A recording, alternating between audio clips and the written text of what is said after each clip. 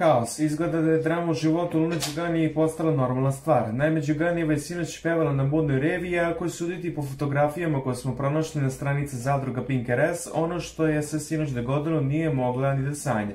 Naime, Đuganijeva je, kao što smo već rekli, nastupala dok su manekinke šetale po pisti, a u publici su navodno bili Kija i Sloba. Naime, na gore pomenutoj stranici pronašli smo sliku Kije i Slobe koji sede u publici nasmeni i fotografišu nešto o telefonu.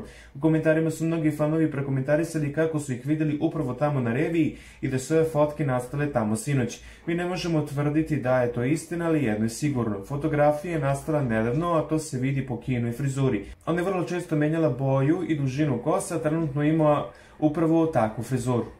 Fanovi Kije Kockar su ovo iskoristili kako bi srozali Đuganijevu. Jao kako veče, prisustvovao sam modnoj reviji na kojoj je pevala Luna Đo. Modeli kao njeno pevanje pa još gori. Dok su manekinke defilovale, Luna je 3 puta otpevala svoju pesmu, nije dobila aplauz, glasio je zluradi komentar.